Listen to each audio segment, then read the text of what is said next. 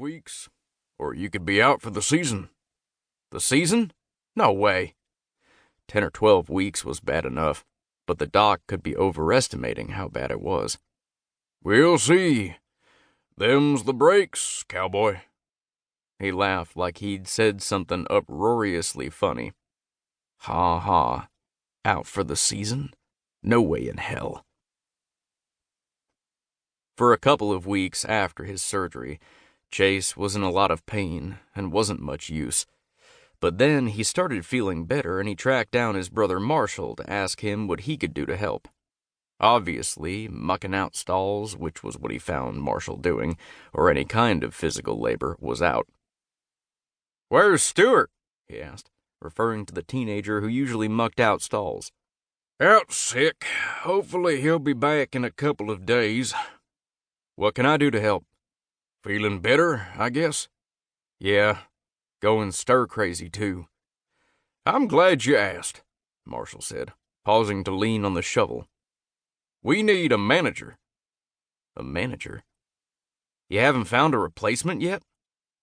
Chase knew they'd fired the last manager when Marshall caught him stealing from them and manipulating the books to cover it up, but that had happened months ago.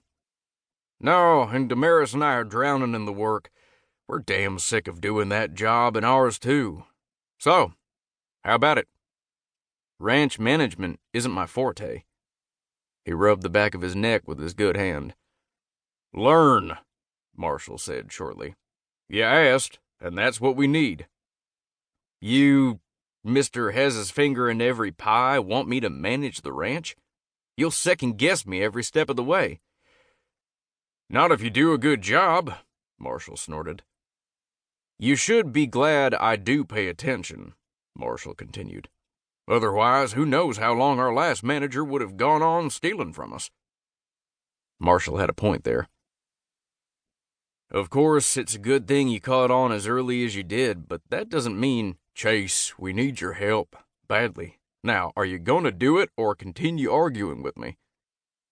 Resigned, he gave in. "Of course I'll do it, but we need to find another manager quickly." "Tell me about it. You can be in charge of that, too."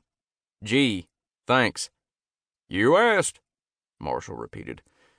"Let me finish up here, and I'll meet you at the office to discuss what needs to be done now and what can wait." He went back to the house, and Marshall came up a few minutes later. A thought had occurred to him as he walked to the office. "How much money are we out?" "Too damn much," Marshall said, and quoted him a number that made Chase want to hurl. "Any chance we'll get any of it back?" "What do you think?" "So, no." "Great." He rubbed his hand over his head. No choice.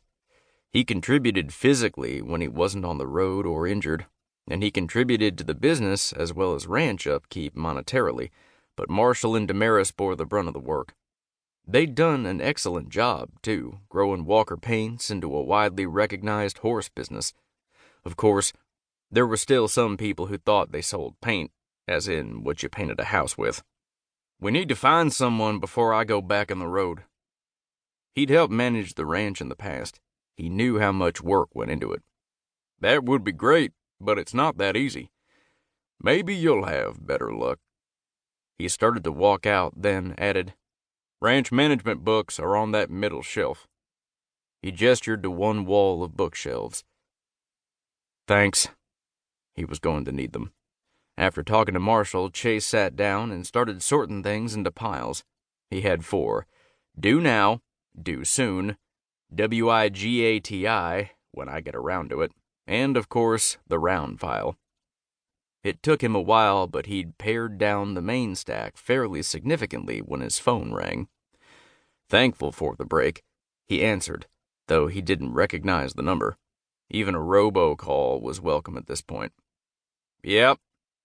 "Chase? Wyatt Kelly here. I'm glad I caught you."